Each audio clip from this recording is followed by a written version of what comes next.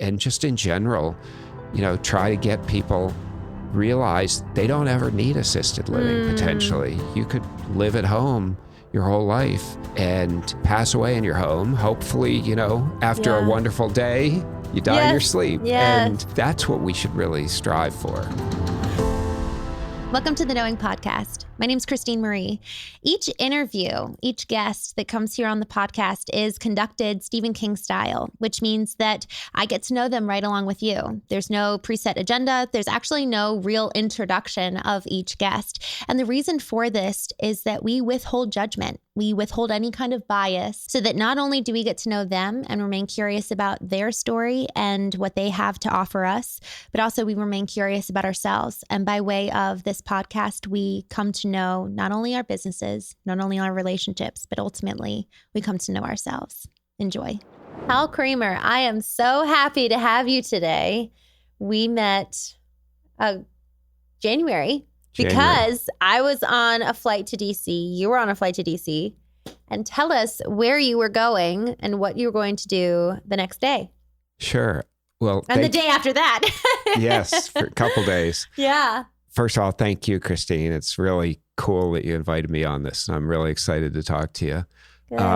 That flight, I was going to DC to stay with my parents who live in the Virginia area and attend the MAHA inauguration ball and to meet with a whole bunch of healthcare professionals, sort of as a kickoff, and hopefully to see RFK Jr. nominated to be our head of Health and Human Services, that I could help him maybe transform the health of America.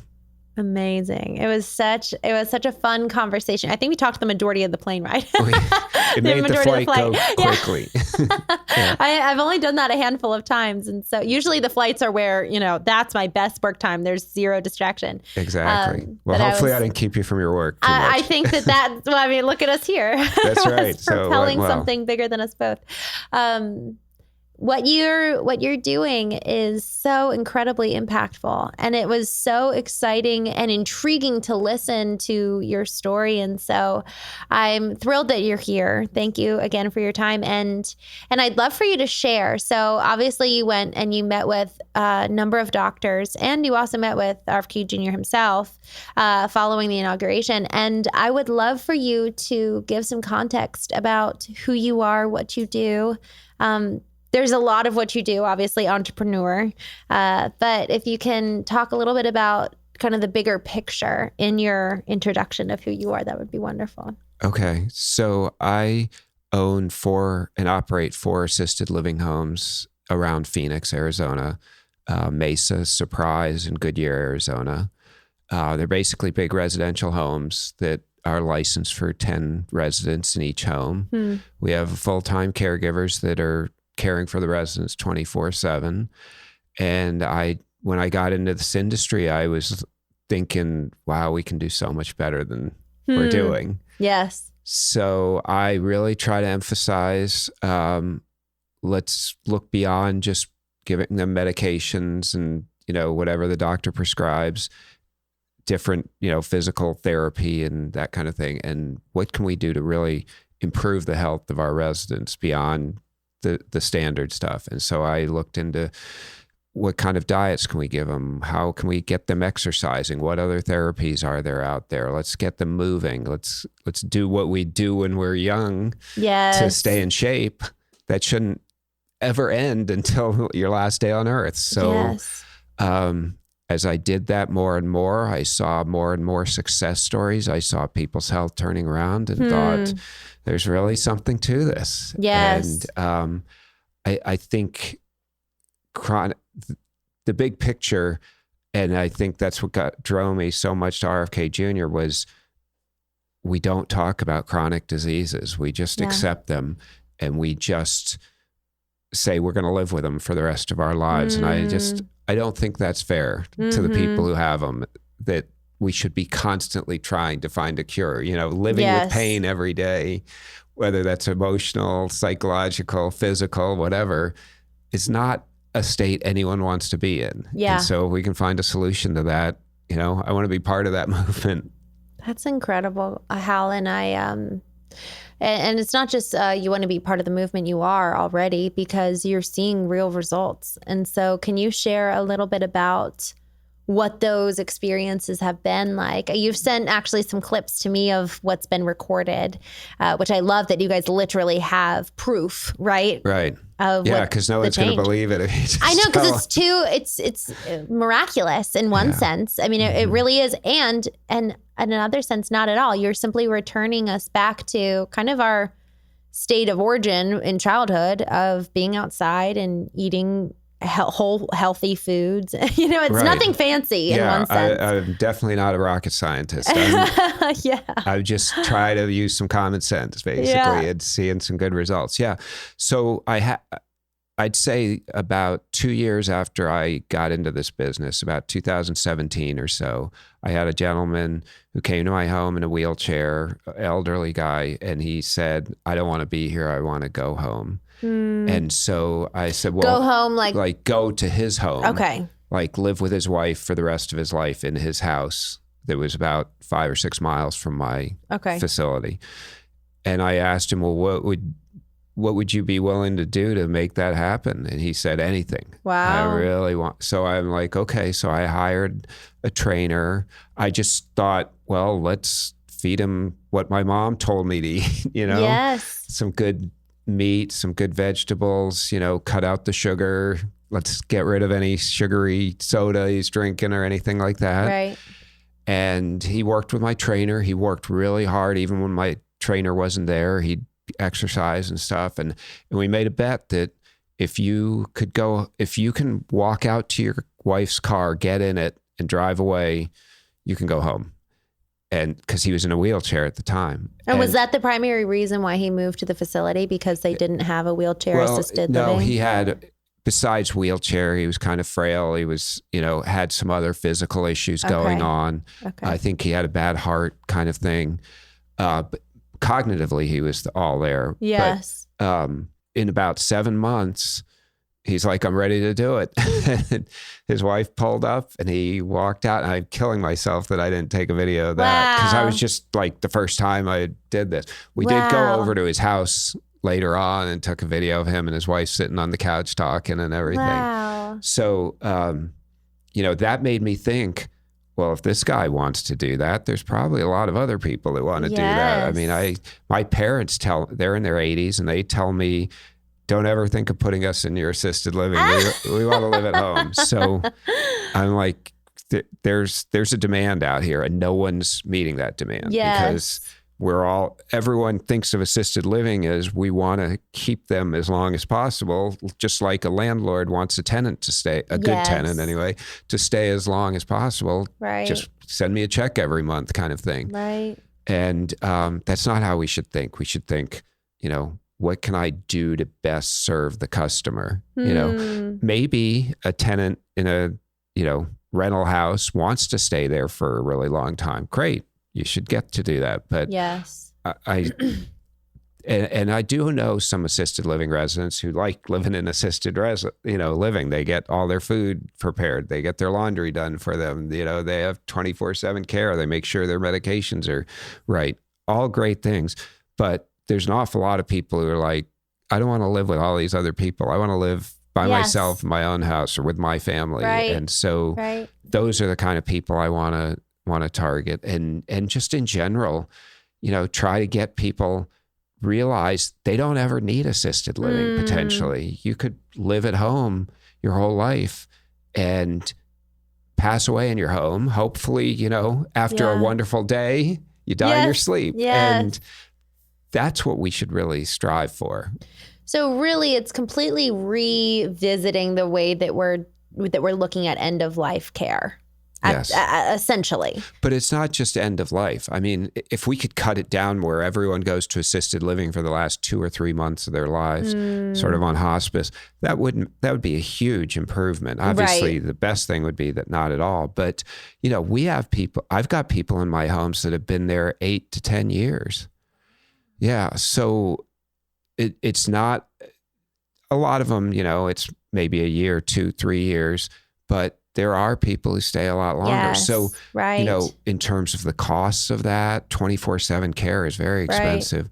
and just their quality of life, we could do so much better. I mean, I have people younger than me sometimes in the assisted living. So it's not just end of life. It's, I have some kind of chronic condition that requires me not to be able to live at home and have care. And so the trick is you don't need the care. You can function independently. Okay, so I want to take a step back because I have some more questions. But before we get there, I want to take a step back. What's your background? Would you share a little bit about that? Because I know your story about how you got these facilities, but can you share a little bit about your background? Okay. I don't know how far you want to go back, but after college, I entered the Air Force. I actually went to the Air Force Academy. I became a pilot, primarily a special operations pilot. I flew C-130s, these big cargo planes that dropped all the Navy SEALs and Delta Force and all that kind of stuff out the back of them, or snuck into places, that kind of thing. Did that for a long time, got out, flew for an airline for 3 years. I flew for US Air. And then 9/11 happened. I lost my job along with half the pilots in America. Yeah. And I had to find something. I didn't want to go back in the Air Force and go to Iraq or Afghanistan. So I found a job in manufacturing, was in manufacturing for about 20 years. I flipped some houses on the side, bought some rental properties, and another investor said, hey, you should check out assisted living, because I was renting to college kids at the time in Minnesota. And he's like, the assisted living residents won't kick in your doors or have keg parties. Yes. Although I'm working to see if I can get them that energetic. But that's funny. So I took a class. My kids were getting to college age. They wanted to go to Arizona State. My daughter was a senior in high school when we had that polar vortex come down, and Minnesota was like colder than, I can't even describe how cold it was there. And she was like, I want to go to school, the hottest place in the country. And so she came down, and then my two sons followed her, and we're like, it all kind of came together. I took a class down here. There were some for sale, and I just bought it, and we jumped in and moved down here, and been doing it ever since. Some assisted living homes for sale. And then yes, exactly. Nice. Yeah. So obviously you have that entrepreneurial bent, because while doing your manufacturing job, you were running properties on the side and buying real estate. Right. Thank you for your service. Oh, sure. Chiefly. It was a lot of fun. I always tell people, thanks for paying for it. Touche. That's a good response. I love that. So you had that entrepreneurial bent. You were doing manufacturing job. Did you like it? Yeah, it taught me a whole lot. I think that background really helps me in assisted living, because in manufacturing, you're constantly working on continuous improvement. Like, how can we reduce the scrap rate? How can we make something faster? How can we, add more features to something? It's just a constant iteration of what's the next best thing we can do, and let's, not be satisfied with what we got. And I think in assisted living, it's such a highly regulated industry that people think, well, if I meet all the regulations and I give the prescriptions exactly like they tell me, there's nothing else. Like, yes. Okay, I just let everyone know that I'm doing things really well, and then the customers will come. And I think, no, when I looking around put my mom in an assisted living home, I'm not going to care if, you've got all the I's dotted and T's crossed exactly. I mean, obviously I want you to give her medications as the doctor prescribes and stuff. But what I'm really concerned with is when she falls out of bed at 3 a.m, is someone going to be there to take care of her and make sure she doesn't have any broken bones, and not move her, and get the right people to help her and all that kind of stuff. And I can't tell that from a good inspection report, from the Department of Health. So that's why, having that manufacturing background, it made me go, okay, how can we make this better? How can we make this better? And keep asking, why do we do that? Why are we, and don't give me well, that's the way we've always done it. That's not a good answer. So good. Hal, I don't think enough people, me included, think that way. I think that it's actually funny that we're talking about this, because I was remembering this weekend how when I was 19 years old, the man I was with, he asked me, he effectively became my husband eventually, but he asked me, he was like, well, how are you going to make what you're doing better? And I had never been asked that in my entire life. Everyone had always, I think when you're a high achiever, it's easy to outperform most people. And then no one really challenges, well, are you actually at your peak performance? You get complacent. Yeah, exactly. And so that's kind of problem number one. Another problem is with social media, and you're seeing everyone's peak performance. It's so discouraging because you don't see the process. Yes, right. And so it's like, well, why even edit try? That out. Exactly. So it's there's a complacency there. If you're already a high performer, your 60 or 80 can look like other people's 110, right? Mm-hmm. And so it's like, well, what I'm doing will suffice. Right. And the other is, well, there's fear there, and you kind of get crippled with, well, look at how good everyone else is. It's so overwhelming. Right. Oh yeah. And then I'd be curious for you to kind of fill in the blanks. Like, what are some other inhibitors to people asking that question that you've experienced? How do we improve this? I think it's just naturally the human condition of, hey, if it's good, in the Air Force, we used to have a sort of sarcastic saying, if the minimum wasn't good enough, it wouldn't be the minimum. Right. Right. So, but that's a horrible way to look at it. Yes. Right. Because, okay, I just have to skate by. But it's, you get tired. Assisted living is a 24-hour thing. Yes. I'll get a call at 10:30 on a Friday night of, this lady's screaming and, we can't control her and she's running around naked or, those kind of things. And it's Friday night. Like you're out with your family and like, I got to go, that kind of thing. Yes. So, you get caught up in the minutia a lot and the day to day, and you don't, it's sort of a tactics versus strategy thing. Yes. You're always worried about the tactical. You never have a chance to focus on the strategy. That's so good. That's so good. Keep going. And then you need to find time to say, block out of the distractions, turn off the cell phone. I'm not available right now. I don't care if the place is burning down. We have procedures to take care of that. Yes. Follow them.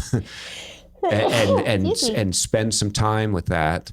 And then you've got to always question, what's the next thing? How can I make this better? Because, and you got to remember too, there's competition out there that's going to get better than you. And that's what everyone wants. It's sort of the creative destruction, the not so good go to the side. But you get tired, and it's just, I remember a quote, fatigue makes cowards of us all. That's a good one. So you just get tired, and it's just so much easier to just sort of back off and say, okay, I'm just going to get what I absolutely have to get done. And when I'm more energetic, I'll do that. But then I never get back to that because the next emergency comes along, right? Yeah. Yes, right. You're constantly reactive. I love it. Fatigue makes cowards of us all. I love that, Hal, because I think that it is easy to just be like, well, it's either one of these things, that's what it typically always can be. Either I'm being complacent or I'm fearing failure, so I'm not trying. But that's a really common occurrence that I think we can so often overlook. Literally, how am I physically feeling? Right. And like taking stock of our physical body well-being. Right. And you said it exactly right. People fear failure. If you're looking at two things, like, okay, I can make sure all the forms are filled out in my assisted living home, which is what the Department of Health requires. Yes. Or I can try this new thing and see if it works or not, and if it doesn't, that could cause some problems. Right. Okay, I'm going to fill out these papers all day long because I know I need to do it, and I'm rationalizing in my brain. Yes. I need to take care of that. And so it's very easy to ignore the what if this isn't working? So, Yes. you have to ask yourself, well, this may not work, but let's try it anyway. You just have to, as long as it's not going to hurt anyone or really cause damage to your business, it's worth a shot. And then even just taking small steps leading up to something big. I think we could all use a little bit more of the manufacturer's mindset to our business. I mean, really, especially because it's not like the reason why I like your background with this is that you don't have a healthcare background. No. You're not a doctor. And yet you took your manufacturer's mindset and that continuous optimization and improvement and the entrepreneurial bent, right, into a completely new industry that frankly has existed the same way for so many decades. And it's antiquated and it's old, and look at what's happening. People are dying younger for the first time ever than we've that in human history. It's never happened. We've always had an upward trajectory of we're aging, getting older as we die. Rather, I think it was last year that we saw a downward trend in that regard. It's horrible. Yes. Yeah. It's really sad. And healthcare in particular, manufacturing, I can try stuff on a piece of metal or a piece of plastic all day long. And the worst thing that happens is I cut it all to pieces and throw it away. I can't do that on a human being. Right. So you have to be much more cautious in healthcare than you do in manufacturing. And I think that's where you get that mindset. And that's why manufacturing is not nearly so regulated, Right. So it's a lot more sensitive. A lot of people are very fearful about anything, and after COVID, everyone's skeptical of doctors or any kind of hospitals or anything like really that. True. And so the trust isn't there. So you got to build up the trust. So you really, there needs to be a drive to improve, because you're going to have to win back the trust of customers. And probably from business, you really need to under-promise and over-deliver. Absolutely. And it's sort of black and white what happens in healthcare. Right. This pill does this and has this side effects or something. Right. And there's not I'm going to wow you with what my service is here. So if you want to build that trust back, you have to overly wow people. Yes. If just as you have a disgruntled customer, you got to do extra more stuff to get them back, rather than, okay, I'll just refund your money, go away. Exactly. And to that point of over delivering, I want to just shine a light on what you did. What I would imagine is different from most other assisted living owners. You listened to your customer. You really did. And now granted, some of them do actually want to stay. Some of them want to live there. They're intentionally choosing to live out the rest of their days there. Whereas others genuinely want to leave, and you're adapting your business model to account for the customer. And I think that's obviously, this is such a hands-on integrated service offering that you provide. Whereas, if you're looking at a digital business, obviously it's not like that at all. I'm not worried about AI taking my job away. Well, and so then it's the question of, just as a fundamental principle in doing business, obviously this is a amplified case because it is so hands-on, but really taking stock of what the customer wants. What does the customer need? And I think the want and the need is something to really be analyzed as two respective categories, because we kind of lump it all together rather than, well, actually they're coming in with a need to be, they need to be there. This gentleman, let's name him Rob. Okay. So Rob comes in, he needs to be there. He's in a wheelchair. He's having some physical heart issues due to his health. So he needs to be there, but he wants to go home. Right. So how do we meet his needs and also deliver on the want? Exactly. And that takes a lot of nuance. Yes. Especially if we've been solely focused on the need there. And I really love that you took the time to deliver on that and then change your fundamental business model to account for those who do want to eventually exit. Yeah, I have one lady who she came to us diabetic in a wheelchair and everything. She's walking around now. She's off all her diabetes medicines, all her blood sugar is just fine. And we're like, hey, do you want to move back home? That's cool. And she's like, no, I love it here. So she's out in the backyard gardening during the day. Wow, and, how that's beautiful. Yeah. So she has plants in her room that she takes care of, and she's just like, I love what you're feeding me. I haven't felt this good in decades. I just want to stay and do my thing here. And we're like, great. Her family comes over and takes her out for, go to a restaurant or something like that. Yeah. That's and I just love that. amazing. So, you're right. Not everyone wants to move home, but we want to do what the customer wants as within the realm of possibility. Yeah, right. Well, and this is where it's interesting, because if they want it, it needs to be backed by action. Because there are the people who are the complainers, the people who will. Well, you got a few of those. Just loudly express what they don't like and not do anything about it. Yeah. Right, exactly. So it is like putting proper attention on the customer, for giving them the opportunity to talk with you. And then and what's your approach been in almost auditing what the customer wants? Obviously, you've got 10 individuals in each. In each, yes. Okay. So you've got about 40 customers that are very high, talk about high value customers, right? Yes. It's expensive. Exactly. What's your approach been to kind of take an audit of how they're doing, how it's going? Well, when someone expresses interest in moving in, usually it's a family member, like a son, daughter, wife, husband kind of thing, that will come over to see the home, see if it would be a good fit and everything. And before we tour them around the home, we sit them down and say, tell us what's going on with your loved one. And so we can get a picture of what's going on. If it's convenient, I'll even drive out to the hospital or rehab generally to meet them, because generally I'll do it after they tour, because I don't want to just drive out there and then they come to my place. Oh, we don't like it. I don't want to waste my time. But I sort of get an assessment of, first of all, can we handle them? Because there's conditions that it's just too much for us.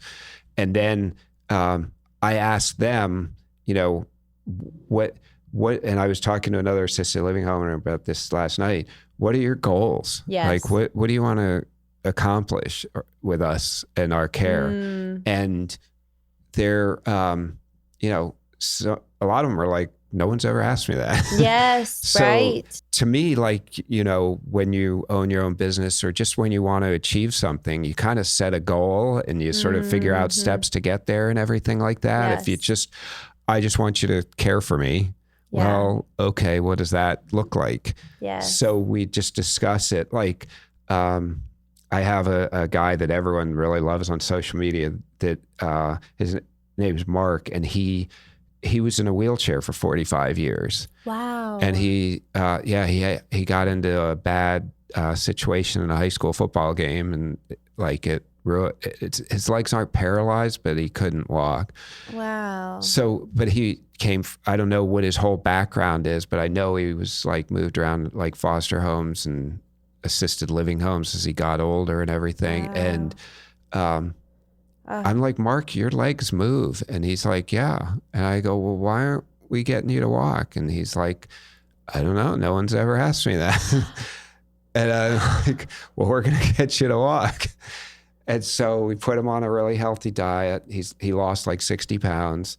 And we've got some trainers working with him. And last week he stood up for the first time. Didn't take a whole lot of steps, but he stood up without assistance, like put his arms on his sides and stood there. Wow. So, I want to cry. Yeah. So I'm just saying, I think a lot of people in these situations don't know what they're capable of. Yes. And they just need someone to ask the right questions and push them a little to get them moving in the right direction, because they're just, hey, I see what your condition is. Here's the medications to take. Yes. And it's not here's what we need to do to get you out of that situation. Hal, oh my gosh. Okay, so I'm so excited about what you're doing. Oh, it's just so important. It is. Because I think, not just I think, I know people are overlooked, We overlook the person who has the diagnosis.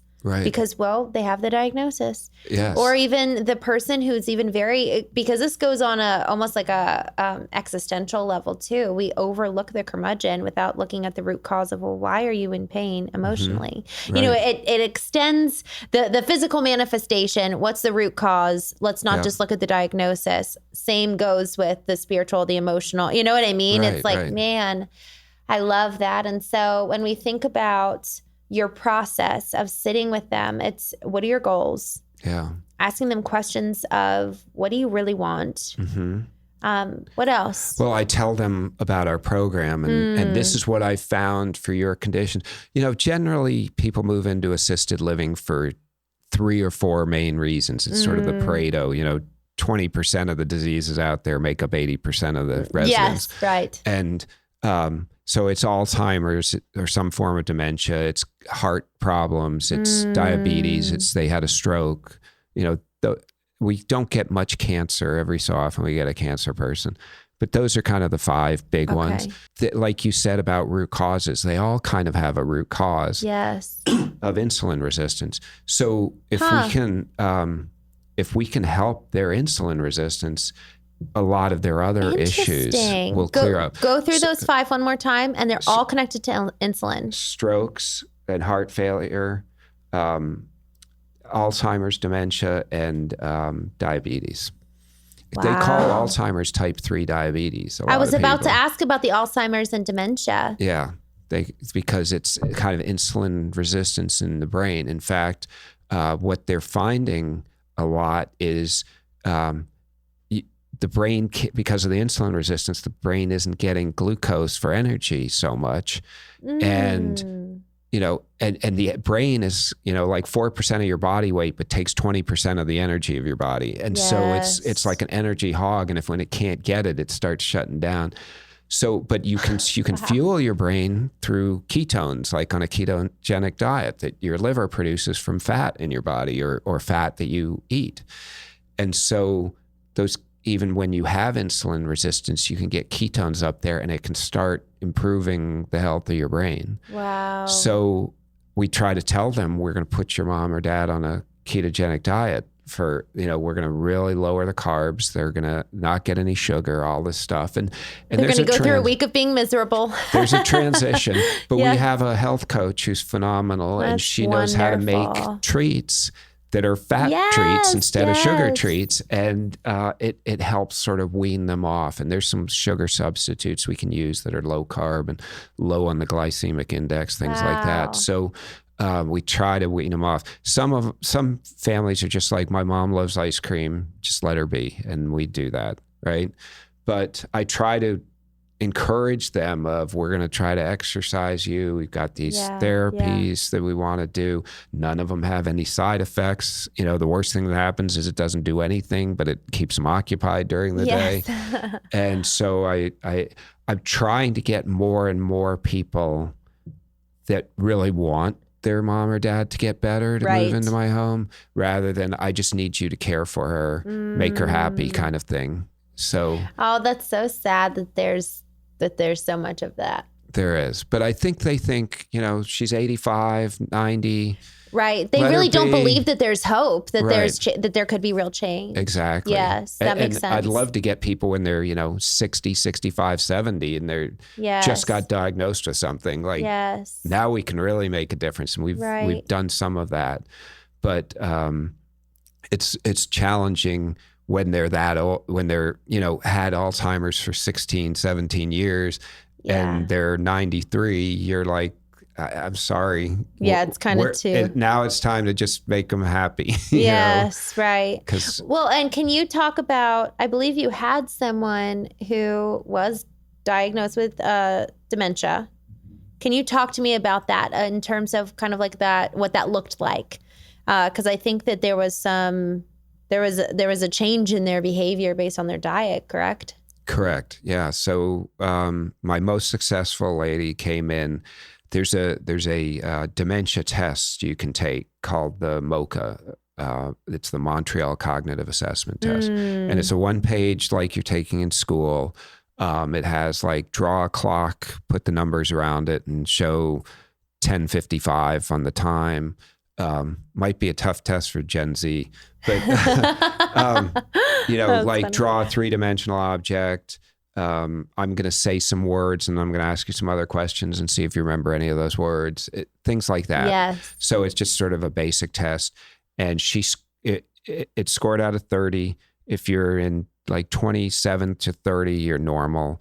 26 to 21, you're got mild cognitive decline. And if you're below 20, you have dementia. And the lower your score, the worse your dementia is. So this lady came in, she scored a 15 on dementia. Yeah, she really couldn't. You'd tell her something and she'd forget it 2 minutes later. She also had tremors in her hands. She was overweight and she walked with a cane around our house. And in about 7 months, her hand was steady. She lost 30 pounds. She no longer needed the cane. Wow. And she scored 26 on the dementia test. Yeah. So she moved out of our house. She's living in an apartment in Seattle, or just outside of Seattle now. And and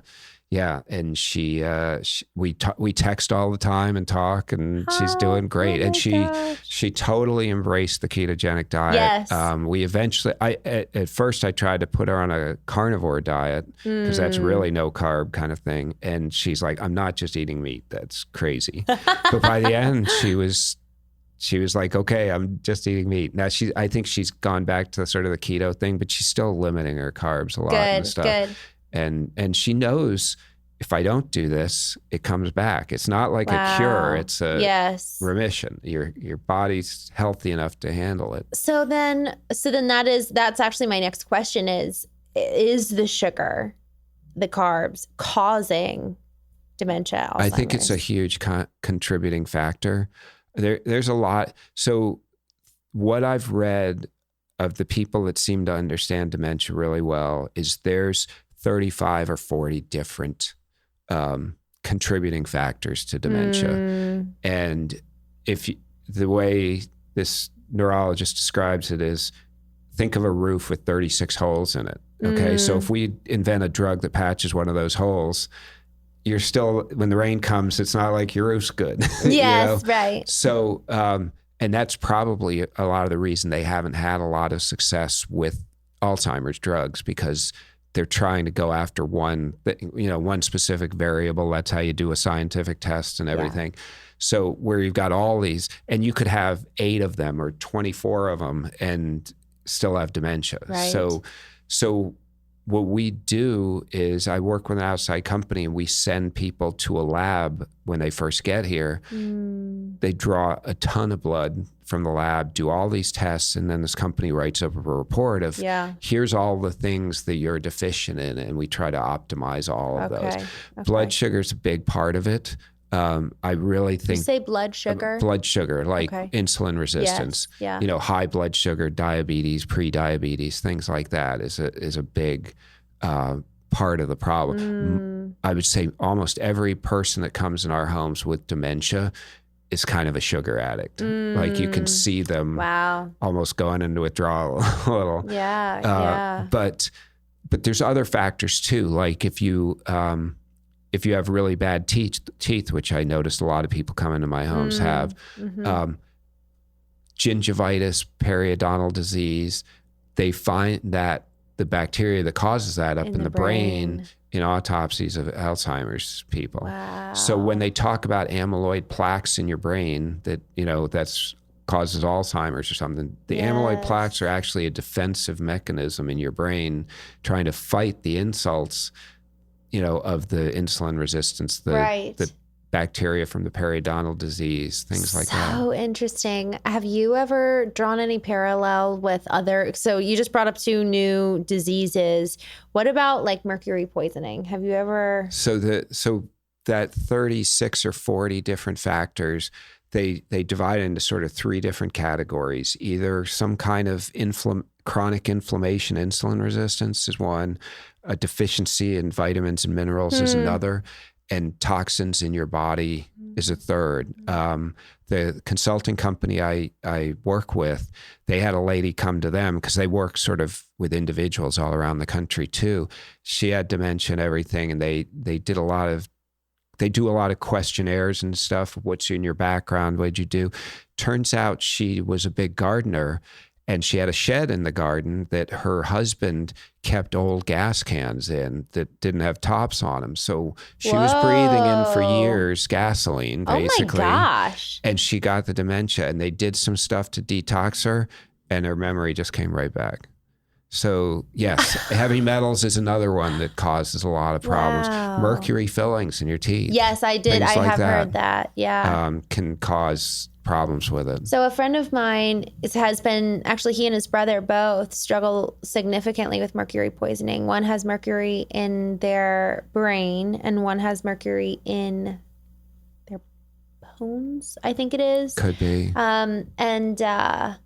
And it's just, it impacts them both so significantly, but at times it's gotten so bad where it's caused, man, like, I can't live like this, to that extent of pain. Right. And, they've seen doctor after doctor after doctor. Mm-hmm. And it's just been wild how nobody really has been very helpful. And they've been to some, what is it? Oh gosh, I'm not saying it right. Neuropaths? Is that what they? Naturopaths. Naturopaths. Yes. I was like, I'm not getting this right. It's great to have a neuropath, a naturopath for your brain. And naturopath. Yeah, and so one of them recommended a carnivore diet. And so one of them did it, and it was almost instant, the impact that it had on both memory, because memory's been a big thing. The one who struggles with the mercury in his brain, the memory improvement was significant. Also just feeling so good because he couldn't work out. He'd be getting lightheaded, things like that. So it didn't cure it, but it was so interesting how there was a remarkable difference kind of since he went on carnivore, and he did carnivore last year for only I think it was about 2-month period, but just kind of, he has a steady habit now of during the week, he primarily eats carnivore. And it just makes such a difference. And I actually did it last year for 3 weeks. And, I felt so clear mentally. Oh yeah. And I felt lighter. And of course you lose weight during that time. Right. You just do. Yeah. But even beyond that, the cognitive improvement that I experienced. It's huge. It's huge. Yeah. Yeah. So it's so interesting. And it's so sad that we don't talk about this more, We don't. We put people away in warehouses called assisted living. Gosh. And, nothing we can do, just put them away. And it boggles my mind. This is your mom or dad. There's nothing we can do. You're just going to accept that. Yes. So interesting about the carnivore diet, people who have Parkinson's disease, it's from some neurons that shut down in a certain area of your brain. There was a doctor in Italy who, Parkinson's characterized by a lot of tremors and things like that. There was a doctor in Italy that was stopping people's tremors by injecting them with a very high dose of vitamin B1, thiamine. Wow. Yeah, which I don't know how he made that connection, but he did. Yes. And you can see him on YouTube. You can see the before vitamin and after. B. And these guys are doing this to start with, and then afterwards they're like almost this. Immediately? Well, they may have had a couple injections okay. over time, but it was a quick process. Yeah. Well, that's so interesting. So a friend of mine, but vitamin Bs, those are all in meat, right? Wow. So I thought, okay, there's a connection here. Wow. Oh my gosh. Hal, what you're talking about, again, it's so interesting that I think a element about why it's not further touted is because what happens then to pharmaceuticals. Right. Yes. Perhaps they're no longer needed to this extent. Go there, but yes. Right. We'll just put that on a shelf. Yeah. However, this whole concept is so exciting because it's so accessible. Right. Everyone can eat more meat. Right. Absolutely. And for those, and of course we want to acknowledge if there is a struggle financially, Right. And I think also it lends to, I'm reading this book, I want to pull up my phone and Die with Zero. That's the book, Die with Zero. Okay. And it's talking about this concept of we save and save and save all this money and we're not spending. But when you and he's talking literally about the math of it all. You know, if you're making $20 an hour for your entire life, and this very, you know, conservative, especially given inflation right now. So $20 an hour for the rest of your life, 45 you start putting into retirement, and then kind of the math in which let's say it improves at market rate, year over year. And then how much, if this woman dies after she's saved, and then she also had some money from, you know, not workers' comp. Social Security. Social Security. So then she probably leaves about $100,000 left for her kids, given that all goes well, and she's making $20 an hour. So, but $100,000, man, how much more could that money have been used for her to actually enjoy the experiences with her children here and now? Right. And then, of course, it lends to, well, maybe we could actually improve our health and diet, you know, with some of that money. So I think if financials is a reason that prevents us from eating organic or eating, you know, buying local, you know, organic isn't always the best, because I think it only has to be 51% to get the organic label. Yes. That's terrifying. But eating local. So these changes are relatively made with ease.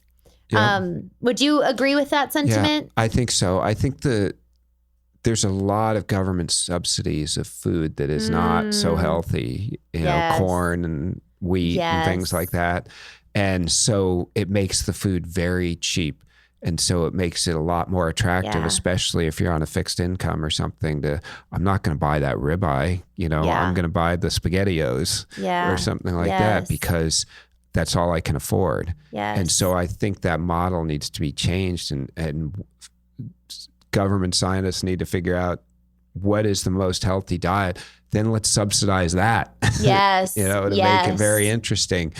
Give, you know, the people on food stamps, allow them to buy the ribeye and disallow them from buying the Coca-Cola.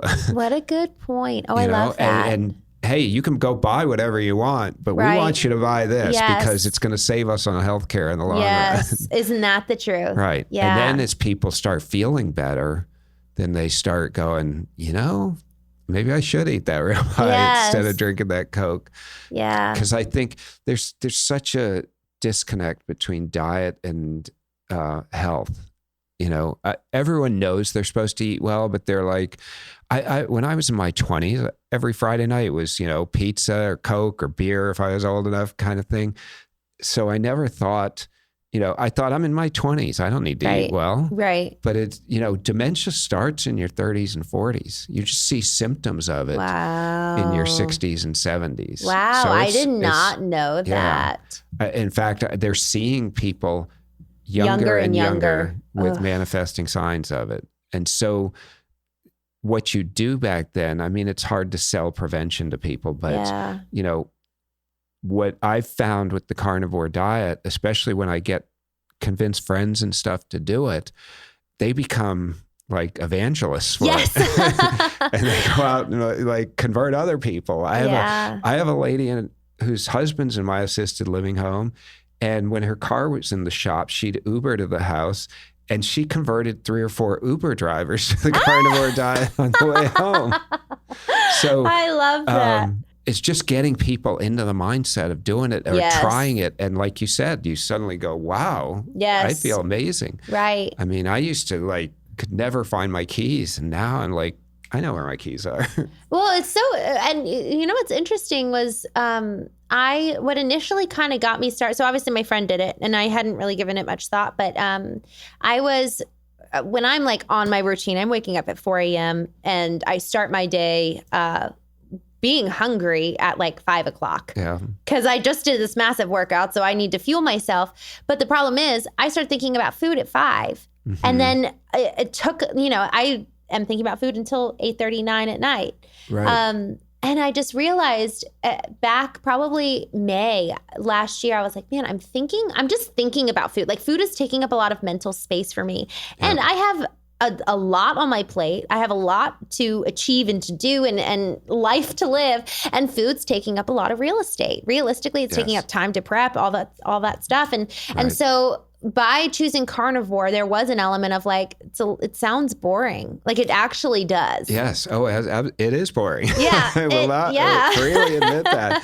But I try to tell people, don't think of food as like this reward or something to look forward to. Think of it as just fueling your body. Fuel. Like I got to do that. I got to stop at the gas station on my way to doing something else, you know? Yes. And so I love that analogy. You put the same gas in your car over and over again, right? So put the same food in you if it's working for you. Yeah. And with the carnivore diet, what I found as I got off my standard American diet was I was hungry at meal times. Like when you woke up in the morning, I'd be hungry.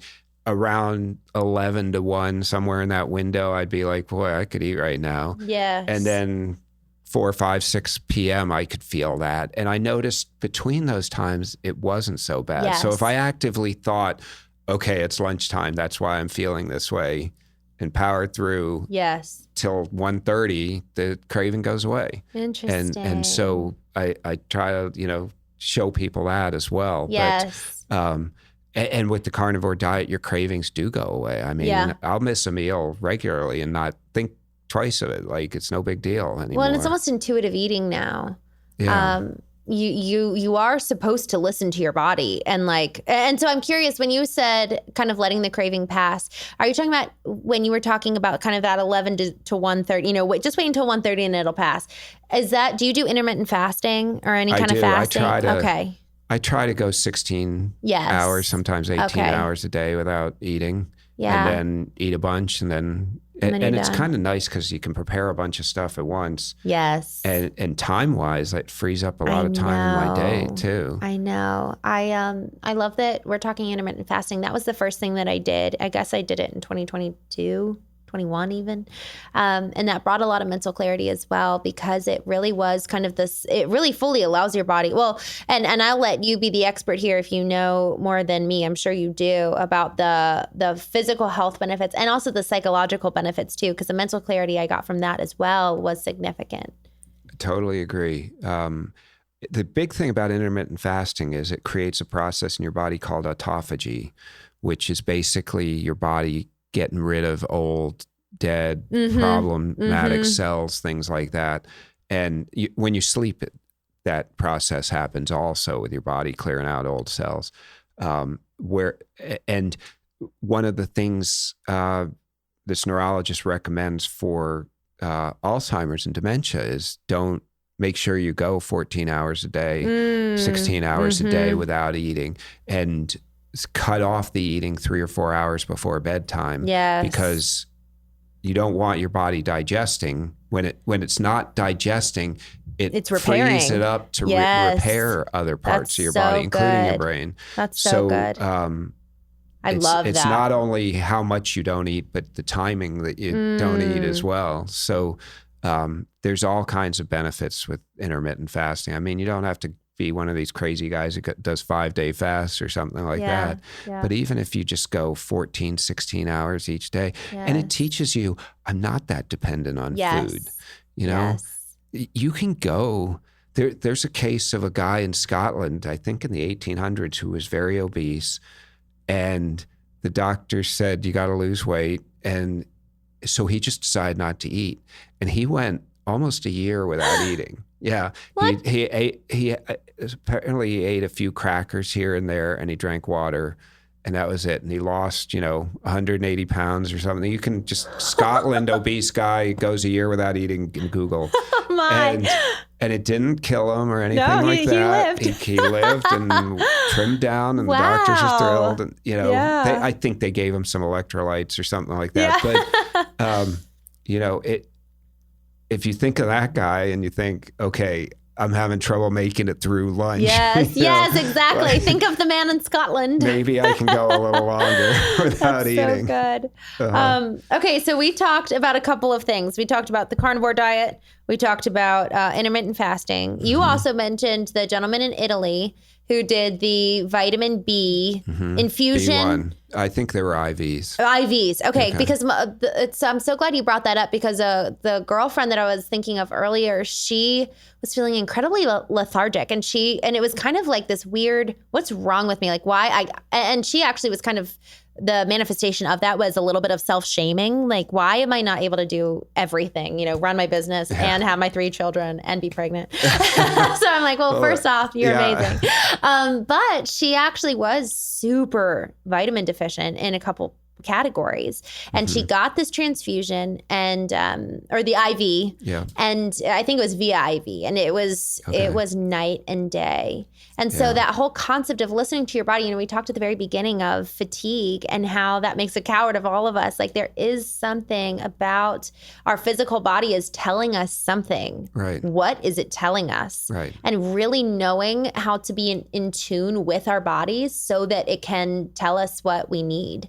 And I love the IV drips, the carnivore and intermittent fasting are all ways to even just allow space. The intermittent fasting allows space for our body to even repair itself. And then the IV drip, maybe that's something else in supplementation too, just kind of these habits. Right. And you should know, like, why the fatigue thing. I'm abnormally fatigued. Like, if I just ran up a mountain and ran back down, you're going to be tired. I know why I'm fatigued now. But if you're just day to day, like, I can't stay awake after lunch and everything, that was a big change with the carnivore diet. I don't have those food comas after lunch anymore. That's so good. That's when you should start asking yourself what's going on. Maybe go get some lab work done. Yeah. There's lots of people are magnesium deficient. Lots of people are vitamin D deficient. Lots of people are selenium deficient, which I hadn't heard till. What's selenium? It's some element. I forget what the process. It's critical for your body. There's some processes. It contributes to dementia or something too. But and you get it from fish and some other meats and things like that. So even copper, people, or people can have too much copper. Yeah. So all those little elements make a difference. Yes. And if you eat a decent diet, you're probably going to be all right with them. But it's easy to get off track, and you're rushing around during your day and grabbing a slice of pizza here and a Coke here and a sandwich over there. You start and wash it all down with some cookies for dessert. You start getting out of whack. And so I think it's very important to go in, get a checkup each year, get some blood markers and things like that too, especially if you're not feeling like something's off. So I want to actually call those out. You said get blood markers. Yeah. Get medical. I mean, what kind of labs? Like, obviously you could get. Well, I think, big in one sense, I think right? Inflammation's a big problem with a lot of chronic diseases. So I would highly recommend getting like your A1C, your fasting insulin, blood sugar readings. If you're doing a keto or carnivore diet, you can check your ketones. They've got meters that sort of do it like blood sugar. I would recommend, and this is not medical advice, so we got to throw that waiver out there, but I would recommend, there's a test called a coronary artery calcium score that basically measures the plaque in your arteries. If you come back and get a 0, you're in great shape. If it's really high, you should look into it. Much more than a just cholesterol test. As I'm learning more about cholesterol, I'm getting more convinced that you want high cholesterol. Your brain is made of cholesterol. It's like 80% cholesterol.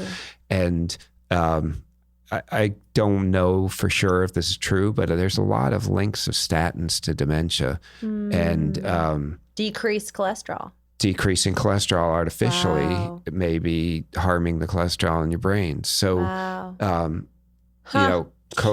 would get your cholesterol just to see if it's not totally out of whack. But one of the what these clinicians tell me is one of the best markers of heart disease is your triglycerides, which is inflammation that you should check, over your HDL cholesterol. And you want it to be less than, you don't want your triglycerides to be more than 3 times your HDL. So a good HDL level is like 60. So you don't want your triglycerides above 180.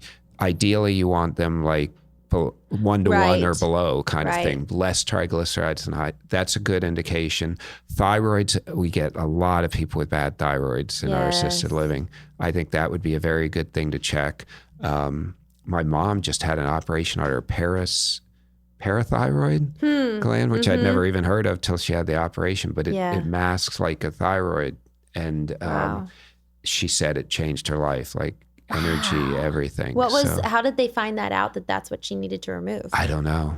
Well, a doctor did some kind of test. There's a place in Tampa that's all they do is parathyroid operations, and it's an outpatient one day kind of thing. Yeah. It's like right behind the thyroid, I think. Wow. And My she sister said, got her parathyroid removed as well. oh, did it help? Yeah, it was wild. To your point, night and day difference. Hal, what I'd like to do is once we wrap up here, I'd love to actually get links to, and we'll put them in the show notes, get links to things, because I actually I want to do this for me anyways. Okay. So this was a selfish ask and also a give to the listeners, because I know you just threw out a lot of good resources for us to look into, but it's like, okay, if we were to prioritize 5, what would those be? And then moving forward, and we can just drop in websites or even, the names of the tests, and then people can find them locally. But sure, I think that this is just not discussed enough. And I think that it can be really overwhelming, because it's, where do I even start? I know I have felt that way. Where do I even start with some of these topics? Sure. And even, someone close to me they're not even in early onset dementia. It's like by noon every day. They just can't recall, and it's so deeply painful. Right. And so I don't know if they're too far gone to start implementing some of the things. I don't think they're ever too far gone to at least try. Even like, we don't have people just come zooming back to normal, but we see improvement. Yeah. So I don't think it's ever too late to try to make yourself healthier. Yes. Hal, I'm so grateful for what you're doing. Thank you. Thank you again for inviting me. This was really fun. Good. Well, really grateful for you. And we're grateful for your mission, because it is a mission. You're making I'm big very change. passionate about it. I listen to podcasts, I research, I talk to people as much as I can to try to find the best way to help people. Good. Well, we're all the better for you. Thank you, sir. Thank you. Thank you for tuning in to this week's episode on the Knowing Podcast. Here's the thing. While you and I can pursue therapy, we can pursue masterminds, network opportunities, there's a lot of external opportunities for us to further engage and propel our journey of knowing self, knowing our relationships, and knowing our business. But what I hope for you is that beyond all the external, that you take the questions asked during this conversation, any revelations that you garnered through listening, that you take it and you actually apply it and go inward, that you take time this next week to do some self-reflection, to get to know yourself through your own efforts, because you are worthy of knowing. I'll see you next week.